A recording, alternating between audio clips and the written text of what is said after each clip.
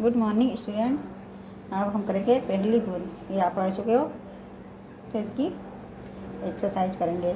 वर्ष की पहली बूंद से धरती की प्रसन्नता किस प्रकार प्रकट होती है? तो है, वर्षा की पहली बूंद सूखी धरती पर अमृत के समान आकर गिरती है, उसे नया जीवन दान देती है। धरती के भीतर सोए बीजों में से अंकुर फूट पड़ते हैं। फिर है, वर्षा ऋतु में बादल कैसे दिखाई देते हैं? वर्षा ऋतु में काले बादल आसमान में घिर आते हैं। पानी से भरे ये बादल ऐसे प्रतीत होते हैं मानो समुद्र बिजलियों के सुनहरे पंख लगाकर उड़ रहा हो। फिर है, आकाश और बादल को किसके समान बताया गया है? तो उत्तर, आकाश को नीली आंखों के समान, बादलों को उन आंखों की काली पुतली के समान बताया गया है। फिर है, कौन पुनः शस्य श्यामला होने को लग जाई है?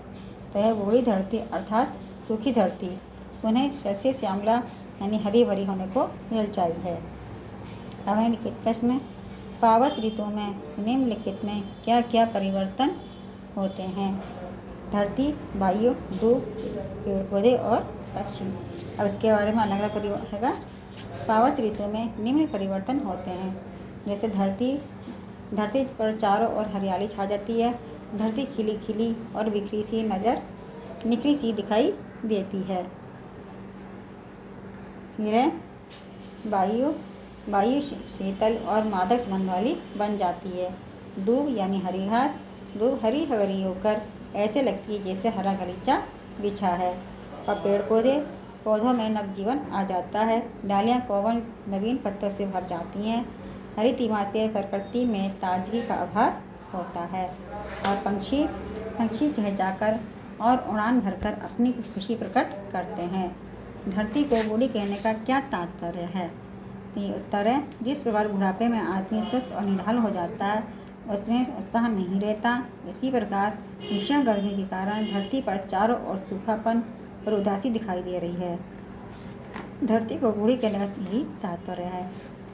अगला प्रश्न है, दिए गए अर्थ से संबंधित कविता की पंक्तियाँ लिखी। यानी आपको 2 पंक्तियाँ दी गई कविता की, उसके अर्थ बताना है। नीचे अर्थ दिया गया तो अभी बताना किस पंक्ति का अर्थ है यह। सूखी धरती पर वर्षा की एक बूंद अमृत के समान आकर गिरी। और फिर इसका अर्थ है, धरती के सूखे अधूर पर गिरी बूंद अमृत सी आकर। फिर अगला है, नीले नैनों रूपी आकाश में काले बादल काली पुतलियों के समान प्रतीत हो रहे हैं। तो इसका हैगा, नीले नयनों सा यह अंबर, काली पुतली से ये जलधार। ठीक है। अब इसकी एक्सरसाइज आपको किताब में करनी है। यहाँ है पंक्तियाँ दे रखी हैं, किताब की कविता की पंक्तियाँ दे रखी हैं, जो इसके और भी प्रश्न पूछे गए हैं।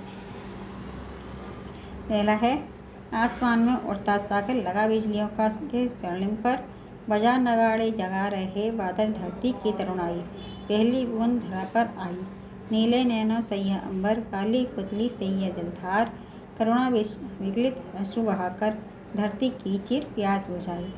ये तो थी कविता जो आपकी कवि इसमें से ली गई है। और उसके प्रश्नों का उत्तर पूछा गया उस देने हैं। बिजली के परों को स्वर्णिम क्यों कहा गया है? तो उत्तर है, जड़ से भरे बादलों बिजली की चमकने को के कारण इसे स्वर्णिम परों को स्वर्णिम कहा गया है। बादल धरती की तरुणाई को कैसे जगा रहे हैं? तहगा नगाड़े बजाकर। अंबर और जलधर की तुलना किससे की गई है? तो इसकी नील नयनों और काली पुतली से की गई है। धरती की प्यास किसने बुझाई? बादल ने वर्षा करके।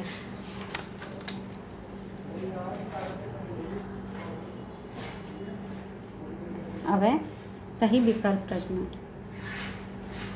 पहली बूंद के धरा आने पर क्या प्रभाव पड़ता है? तो उत्तर, अंकुर फूट पड़े। वसुंधरा की रोमावली किसे कहा गया है? हरी धूप को।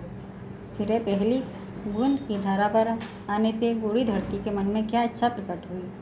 तो इसका सही उत्तर है, शस्य श्यामला बनने की। अब ये आप खुद करेंगे। पावस ऋतु के सौंदर्य और महत्व पर एक अनुच्छेद लिखिए। यानी वर्षा ऋतु के सौंदर्य और महत्व पर एक अनुच्छेद लिखना आपको, कि वर्षा ऋतु में कैसा हमारा प्रकृति कितनी हरियाली और सुनहरी हो जाती है और उसका क्या महत्व है, इसके बारे में भी बताना है। नीचे है भाषा ज्ञान। अब निम्न शब्दों के 2 प्रयोज्य शब्द लिखिए, जैसे धरती का भू भूमि, सागर का जल्दी सिंधु, वर्षा का बारिश बरसात, आकाश का गगन, नभ, बादल का घन, मेघ, नयन का नेत्र और नयन। यहाँ भी ये वर्ण विच्छेद करने हैं। जैसे आपको अमृत का दे रखा है, इसी तरह से आपको करना है, वर्ण विच्छेद करना है, यानी वर्ण और स्वर सबको अलग अलग लिखने हैं। अब इनके तत्सम रूप लिखिए। आंसू का अश्रु, प्यास का पिपासा, सुनहरा का स्वर्णिम, नया का नव, दिन का भी दिवस, पहला का प्रथम। इसी तरह से यहाँ पर कविता में इस प्रकार अन्य प्रयोग किए गए हैं, यानी अलंकार। तो उसका बताना किसका किससे उपमा दी गई है। धरती के सूखे अधरों पर गिरी बूंद अमृत सी आकर। इसमें किसकी तुलना की गई है? बूंद की तुलना अमृत से की गई है। यानी अलंकार होते हैं जिसकी तुलना की जाती है, उसको उपमा अलंकार की जा होता है। वसुंधरा की रमावली सी हंसी हरी धूप फुल की मुस्काई। इसमें हरी धूप की तुलना धरती से की गई है। नीले नयनों से यह अंबर, यानी आकाश की तुलना आँखों से की गई है। ये तो हो गया आपका। अब है त और तम लगाकर इन स्थानों की पूर्ति कीजिए। जैसे अधिकतर, तो यह तर लगा हुआ है, और यहाँ ऐसे यहाँ पर उच्च का उच्चतम। आज तापमान अपने उच्चतम स्तर पर है। बजट के बाद रुपये की कीमत न्यूनतम स्तर पर पहुँच गई। प्रकाश की गति तीव्रतम मानी जाती है। अब यहाँ है संधि विच्छेद, रोम धन अगली। इसी तरह से पुस्तक धन आलय, कथा धन अपि, परमाणु का परम धन अणु, शिव धन आलय, महाधन आत्मा, राम धन अवतार। ये तो इसकी एक्सरसाइज जो आपको किताब में करनी है, और प्रश्न तो इसके याद करने हैं।